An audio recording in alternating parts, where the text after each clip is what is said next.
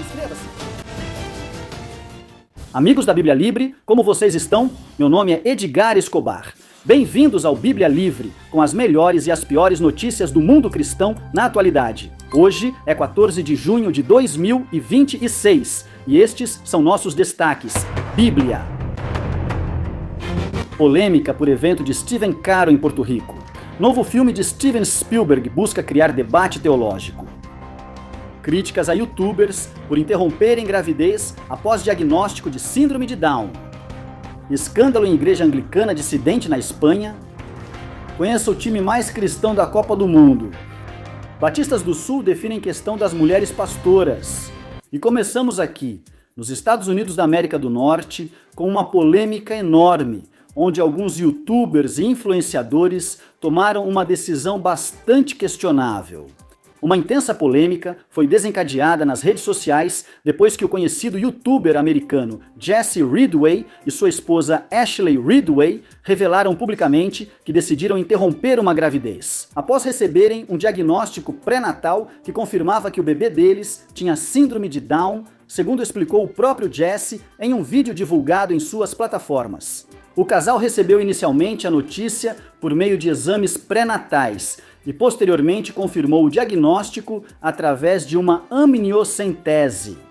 Após consultar médicos, especialistas, conselheiros genéticos, familiares e outras pessoas próximas, eles concluíram que não estavam preparados para enfrentar o que consideravam os desafios associados à condição da criança. Jesse afirmou que a decisão foi extremamente dolorosa e traumática para ambos, garantindo que esperam tentar ter filhos novamente no futuro. No entanto, a confissão pública provocou uma onda de indignação. Milhares de usuários questionaram não só o aborto em si, mas também o motivo específico por trás da decisão. Numerosos defensores de pessoas com deficiência, organizações pró-vida e comentaristas sociais argumentaram que a mensagem implícita é que uma vida com síndrome de Down vale menos do que uma vida sem deficiência. Para muitos críticos, o caso representa uma forma moderna de eugenia, ou seja, a eliminação de seres humanos devido a características genéticas consideradas indesejáveis. Famílias que têm filhos com síndrome de Down responderam compartilhando testemunhos sobre a alegria, o amor e o valor que essas pessoas trazem para seus lares, denunciando que esse tipo de decisão alimenta preconceitos e estigmas contra aqueles que vivem com alguma deficiência. Sabemos que a decisão deve ter sido extremamente difícil, mas evidentemente isso é algo contrário à palavra do Senhor. Por mais que uma pessoa nasça e a gente saiba que ela vai sofrer, afinal todos nós sofremos na vida. A vida é isso, a vida é sofrer e todos nós temos direito à vida. A vida é o principal dos direitos. Por isso, a palavra diz em Êxodo, capítulo 4, versículo 11: Quem deu a boca ao homem? Ou quem fez o mudo e o surdo? O que vê e o cego? Não sou eu, Jeová? É isso mesmo, o Senhor permite que existam pessoas com diferentes deficiências. Isso faz parte das consequências da queda do ser humano. Mas nós não somos quem para determinar quem merece ou não merece viver. Ai meu Deus, e essas pessoas, bem, são influenciadores muito conhecidos. Por isso essa notícia viralizou, mas vamos para outra notícia completamente diferente. E é que os Batistas do Sul se reuniram e definiram algo bastante interessante durante a reunião anual da Convenção Batista do Sul, CBC, a maior denominação protestante dos Estados Unidos. Milhares de delegados aprovaram de forma esmagadora uma emenda constitucional imediata, conhecida como Emenda da Verdade e Unidade, destinada a deixar ainda mais claro que as igrejas afiliadas não podem afirmar, nomear nem apoiar mulheres em funções pastorais. A proposta recebeu cerca de 75% dos votos, superando amplamente o requisito necessário para avançar para a próxima etapa do processo. Vamos observar este momento dramático. A favor foram 6.028 votos, representando 76,66%. 6%.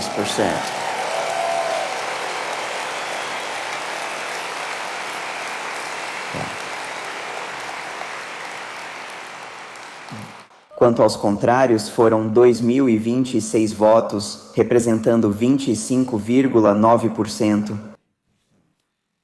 Houve 20 votos anulados, o que representa 0,25%. Novamente, você pode ver na tela que... No entanto, a medida ainda precisará receber uma segunda aprovação na reunião de 2027 para ser incorporada definitivamente à Constituição da denominação. A situação é curiosa, porque a Convenção Batista do Sul já sustenta oficialmente há anos que o ofício pastoral está reservado para homens qualificados, segundo textos como 1 de Timóteo 2 e 1 de Timóteo 3. De fato, várias igrejas já haviam sido expulsas nos últimos anos por manterem mulheres em cargos pastorais. Então, muitos se perguntaram, se a norma já existe, por que votar novamente?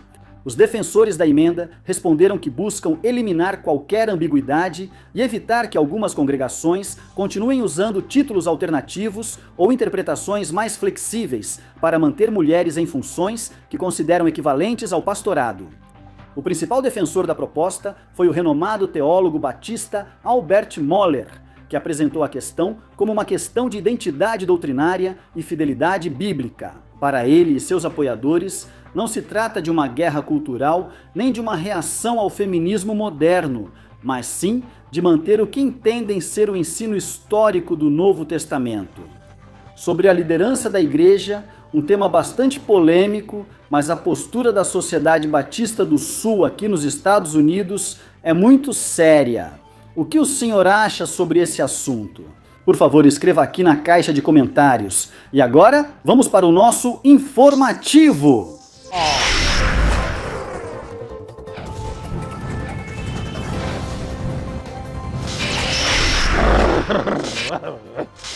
Obrigado, Flash. E atenção, esta notícia causou polêmica em Porto Rico, mas é bastante questionável. Após anos pregando em praças, ruas, parques, semáforos, esquinas e qualquer lugar com 2 pessoas e uma extensão elétrica, o evangelista porto-riquenho Brian Caro decidiu dar um salto que poucos esperavam. Seu evento, a Igreja na Rua. Nada mais, nada menos do que no famoso Coca-Cola Music Hall de San Juan, em Porto Rico. E foi lá que começou a tempestade, pois alguns afirmaram que os ingressos estavam sendo vendidos por até $300 por pessoa. Mas na realidade, o evento, realizado em 7 de junho de 2026, foi promovido como uma noite de adoração, evangelismo e pregação sob o nome da igreja. Na rua, contou com ingressos que variavam entre aproximadamente $25 e $90, dependendo da localização. E foi aí que a internet fez o que sabe fazer de melhor: pegou fogo. As críticas começaram quando usuários nas redes sociais apontaram uma aparente contradição entre o nome do evento e o local escolhido. Alguns perguntavam com uma boa dose de sarcasmo: como exatamente? Uma atividade chamada A Igreja na Rua acabava sendo realizada dentro de um dos auditórios mais modernos e caros de Porto Rico? Outros foram além e questionaram os preços dos ingressos, perguntando se, para experimentar a presença de Deus, agora também era necessário passar pela bilheteria. As publicações virais começaram a circular acompanhadas de frases como "a rua mais cara de Porto Rico". Mas a polêmica não terminou aí. Outro grupo de críticos começou a questionar o modelo econômico do evento. Para eles, era difícil conciliar a ideia de um chamado evangelístico com a venda de ingressos em um local de entretenimento. Alguns questionavam se quem não tem recursos teria as mesmas chances de assistir que quem paga por ingresso preferencial, enquanto outros denunciavam a possível comercialização da fé. A resposta de Brian Caro chegou praticamente de imediato. O evangelista lembrou que durante mais de 12 anos pregou gratuitamente nas ruas de Porto Rico e defendeu que o evento no Coca-Cola Music Hall não substituía esse trabalho, mas sim era uma extensão dele. Brian afirmou que os preços de $300 que circularam nas redes eram de pessoas revendendo ingressos e não da produção oficial do evento. Ele também explicou que um local dessa magnitude implica aluguel, produção, segurança, som, iluminação, equipe técnica e vários outros custos operacionais, o que torna impossível realizar uma atividade dessa escala sem algum mecanismo de financiamento. Em publicações anteriores ao evento, ele insistiu que as expectativas eram altas e que o propósito continuava sendo a proclamação do Evangelho. Sim, senhores, e Brian Caro, ele respondeu em uma entrevista que foi feita por um palhaço: "Sim, é isso mesmo que você ouviu?" Brian, aconteceu, chegou o dia, hoje, domingo, há centenas, milhares de pessoas reunidas ali. O evento aconteceu, a igreja, aquele pequeno grupo que começou, agora está aqui no Coca-Cola Music Hall. Eu sei que você está feliz, sei que está contente, mas o que você sente ao ver isso? Olha, realmente estou super emocionado. Eu estava no segundo andar olhando tudo lá embaixo e fiquei emocionado, porque eu sei que isso foi muito difícil, de muito trabalho. Mas podemos ver que as almas estão chegando e realmente quem tem o coração voltado para as almas, cara, eu estou super feliz, super feliz. No final das contas, a quem a gente tem que prestar contas é a Deus e não ao homem. Então aqui você está fazendo um esforço quase desumano. 6 meses. 6 meses além do que você já vem fazendo com um pedaço. Mas, mano, agora mesmo eu acabei de encontrar gente que é a primeira vez que vem a um evento desses, que é a primeira vez que vem a um evento seu. Ou seja, mano, eu acho que está certo. Uma vida que hoje seja salva, uma vida que hoje seja impactada. O objetivo já foi alcançado. Quando você se prepara para esse evento, o que você pede a Deus ou como você se prepara com Deus? Olha, como eu disse, já faz 6 meses que estou me preparando. Hoje o Senhor me acordou às 5 da manhã e disse: Brian, sabe de uma coisa? Entregue todas as suas preocupações, pois esses eventos trazem inquietações, ataques espirituais, ofensas e possíveis acontecimentos. E hoje foi um dia em que me preparei desde as 5 da manhã. Te digo isso como testemunho, não para me vangloriar, mas hoje eu chorei muito na presença de Deus. Eu pedi: Senhor, perdoa-me se errei, tira meus fardos e me dá alegria, pois quero transmiti-la a quem está em depressão ou angústia. E posso dizer que me sinto super focado, super feliz. Ver minha esposa e meus filhos aqui trabalhando comigo cara, eu sou milionário. Como você convidaria hoje? Tem pessoas que não vão conseguir chegar aqui hoje neste evento, né? Para essa experiência, como você os convidaria para irem à igreja e se congregarem? Isso é fácil. Talvez você não conseguiu comprar o ingresso por falta de tempo ou dinheiro. Todas as quartas-feiras nós estamos em Arecibo às 7h30. Aos domingos estamos às 13h e às 6h. E todos os meses nós estamos com o caminhão. Em julho estamos em Arecibo. Depois vamos para Loíza, para Catânio, para San Juan, para Rio Grande. De graça, não cobramos entradas nem ofertas, damos 25 pacotes de alimentos para as pessoas, apenas adoramos e exaltamos com o caminhão. Se não pôde vir hoje ao Coca-Cola, fique tranquilo, haverá outras oportunidades totalmente gratuitas. O mais importante é que lembrem sempre de graça, ou seja, estão fazendo completamente de graça. Então, Brian, manda tudo. Te amo muito e você sabe que eu te respeito. E nossa amizade de anos, você sabe de verdade que tem sido uma bênção? Amém. Então temos que encerrar com a minha frase 1, 2 e 3. Chucutu, pam, pam. Bom, o que podemos dizer sobre isso? Acho que as críticas são um pouco exageradas, para falar a verdade. Embora $90 seja bastante caro nos países latino-americanos, em Porto Rico é um pouco diferente, não é? Para realizar um evento assim, são necessários muitos recursos. Tenho grandes diferenças com Brian Caro quanto à sua forma e doutrina. Mas preciso dizer que aqui é um pouco exagerado o que está sendo dito.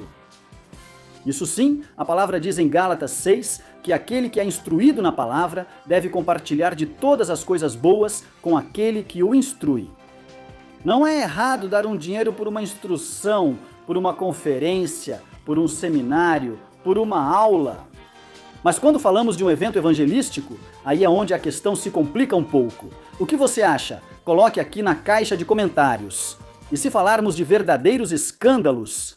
Temos que viajar para a mãe pátria? Sim, senhores, para a Espanha. Anda, tio! Enquanto isso, muitos evangélicos ainda debatem adoração contemporânea, escatologia, ou se a bateria deve ficar na frente ou atrás do púlpito. Na Espanha, a Igreja Anglicana parece ter decidido aumentar vários níveis de dificuldade e protagonizar uma crise que inclui um cisma internacional. Acusações de desvio doutrinário, vínculos com espiritualidade oriental, maçonaria, simbolismo templário e até referências a Aleister Crowley, segundo uma investigação publicada pelo Evangelho Digital. O reverendo Francisco Javier Alonso, um presbítero da Igreja Espanhola Reformada Episcopal IERE, em Vigo, teria mantido durante anos vínculos públicos com movimentos de espiritualidade oriental, yoga, esoterismo, organização de caráter templário e correntes relacionadas com ambientes maçônicos. A publicação apresenta fotografias, documentos e referências a atividades nas quais Alonso aparece utilizando nomes alternativos. relacionados a tradições orientais, participando de retiros espirituais, de inspiração oriental e mantendo relação com líderes de movimentos esotéricos. A situação se tornou ainda mais delicada quando vieram à tona imagens ao lado de Alistair Bate, uma líder de uma organização chamada Igreja Católica Liberar Mar Thoma, descrita por especialistas como uma estrutura de forte conteúdo esotérico. Segundo a reportagem, esse movimento mistura elementos cristãos, ocultistas, místicos e esotéricos, promovendo conceitos como a descoberta do Cristo, Cristo interior e práticas de iluminação espiritual. Porque, aparentemente, alguns decidiram que a reforma protestante precisava de um pouco mais de yoga, um pouco de simbolismo templário, uma pitada de esoterismo e talvez uma colherzinha de magia cerimonial para completar a receita. Mas a controvérsia não terminou aí. Segundo as informações publicadas, vários líderes anglicanos denunciaram esses fatos internamente durante 2025. No entanto, longe de iniciar medidas disciplinares contra Alonso, a Comissão Permanente da IERE emitiu um comunicado apoiando-o plenamente. O órgão classificou as denúncias como difamatórias. Afirmou que o presbítero sustentava integralmente a doutrina cristã da igreja e chegou a advertir sobre possíveis ações legais contra quem divulgasse as acusações. Impressionante! Isso esquentou. Vamos ver o que vai acabar acontecendo. Sabemos que essa organização se separou de Cantuária porque eles eram muito contra as doutrinas que o anglicanismo geral começou a aplicar em nível mundial. Mas também entre eles mesmos há polêmicas. Ai, meu Deus! A Bíblia diz, Colossenses 2:8, cuidado para que ninguém vos engane por meio de filosofias e vãs sutilezas, segundo as tradições dos homens. Muito cuidado com o que acreditamos. Agora vamos às notícias do entretenimento.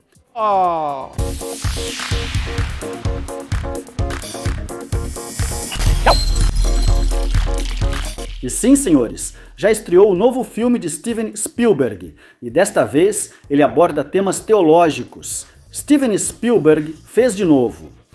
Depois de tubarões, assassinos, dinossauros ressuscitados, arqueólogos que sobrevivem a absolutamente tudo e extraterrestres que só queriam ligar para casa.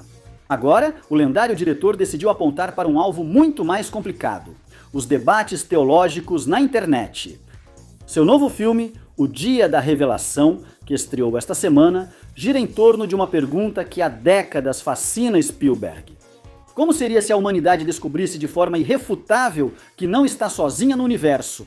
Mas o diretor deixou claro que não se interessa apenas pelo espetáculo dos OVNIs e das conspirações governamentais, segundo suas declarações recentes. O filme pretende provocar perguntas profundas sobre Deus, a fé, o lugar do ser humano no cosmos e as implicações religiosas de uma possível vida extraterrestre.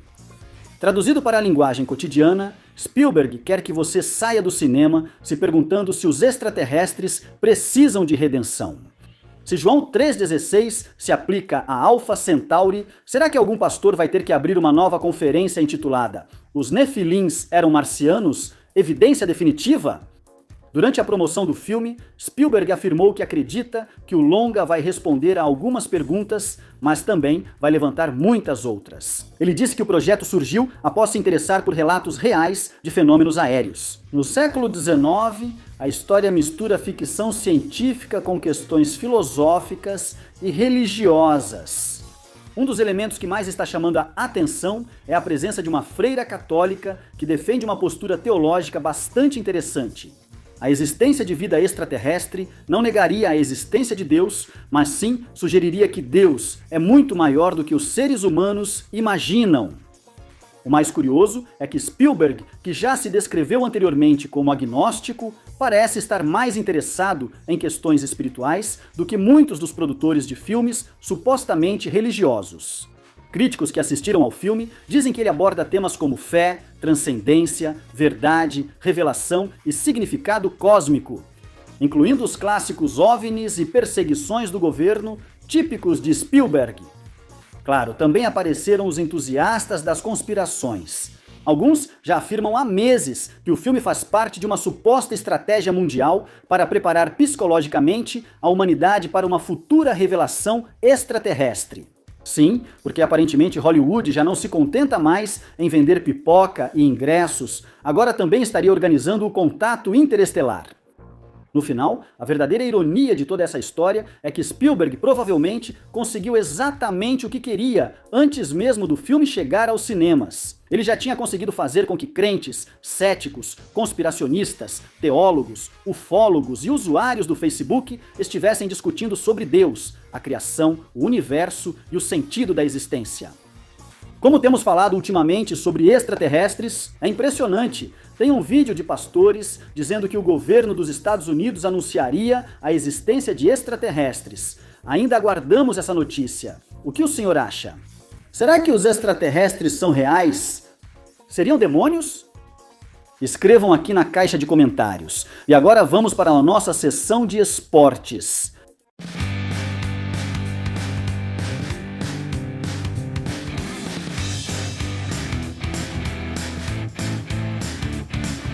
E começou, agora sim, começou para valer a Copa do Mundo, senhoras e senhores, e quero apresentar a seleção de futebol mais espiritual de todas, e vocês vão se surpreender. Se anos atrás dissessem que uma pequena ilha caribenha de 156 mil habitantes estaria rumo à Copa do Mundo de 2026, você provavelmente acharia que era exagero de quem joga FIFA. Mas aqui estamos, Curaçao. A seleção, que muitos chamam de Cinderela da Copa do Mundo, não só conseguiu se classificar para o torneio mais importante do planeta. Além disso, fez algo raro de se ver no futebol moderno.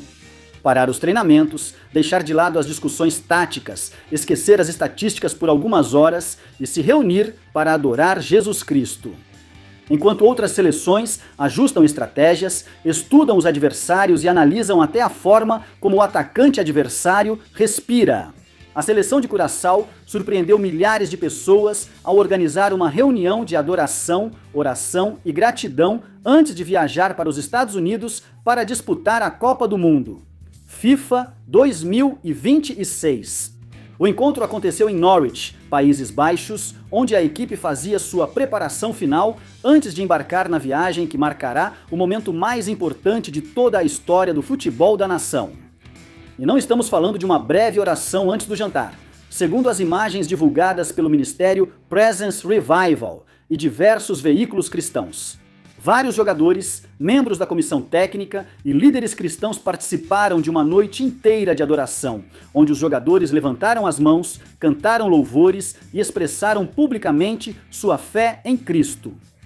Em um mundo onde muitos jogadores de futebol costumam confiar na sorte, em superstições ou no famoso "se ganhamos, foi por minha causa, se perdemos, a culpa foi do árbitro". Os jogadores de Curaçao pareciam ter uma estratégia diferente. Reconhecer que, se forem longe no torneio, a glória pertence a Deus.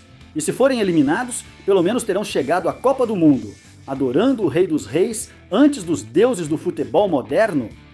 Um dos momentos mais comentados na reunião foi a participação do atacante Kenji Gorré, uma das figuras mais conhecidas do time. Durante o encontro, ele compartilhou seu testemunho pessoal e falou sobre a importância de sua fé em Jesus Cristo, segundo os relatos. Gorré enfatizou que o talento, a fama e o sucesso esportivo não são suficientes para sustentar a vida de uma pessoa e que sua confiança está em Cristo. Suas palavras emocionaram visivelmente vários de seus companheiros de seleção. Maravilhoso, lindo. Hoje eu me declaro firmemente torcedor de Curaçao. Primeiro da Colômbia, claro, e depois de Curaçao. Vou torcer por essa ilha caribenha na Copa do Mundo porque manifestam publicamente sua fé em Jesus Cristo. É importante notar que a maioria deles é dos Países Baixos. Eles representam Curaçao, mas Curaçao e Países Baixos são praticamente o mesmo, certo? A palavra de Deus diz no Salmo 27, uns confiam em carros e outros em cavalos, mas nós faremos menção do nome de Jeová, nosso Deus. Sim, senhores, alguns confiam em Cristiano Ronaldo, mas eles confiarão no Senhor Jesus Cristo. Que bom! Vamos para a nossa sessão favorita. Ore.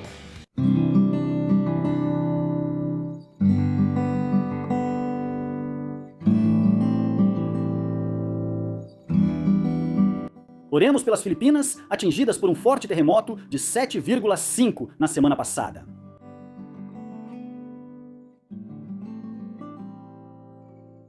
Oremos pelas eleições no Peru e na Colômbia, para que Deus guie cada nação com sabedoria.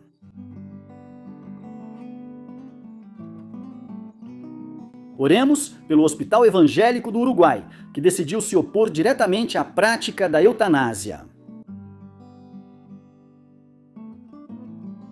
Oremos pelas pessoas enganadas na Igreja Presbiteriana dos Estados Unidos, que cada vez se afastam mais do verdadeiro Evangelho.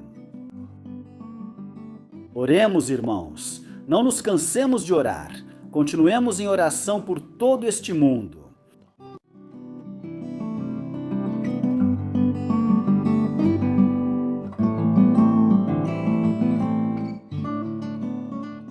Agora, o meme da semana. Ai, sim, não, saem correndo, não importa. Obrigado, doença, obrigado, Deus, obrigado por assistir. Cristãos, bem, muito obrigado por ter estado conosco. Compartilhe este vídeo, dê like, comente o que quiser, por favor. Compartilhe em todas as redes, assista 1, 2, 3 vezes, informe-se, edifique-se e veja. Ao mesmo tempo, nos ajude a continuar crescendo.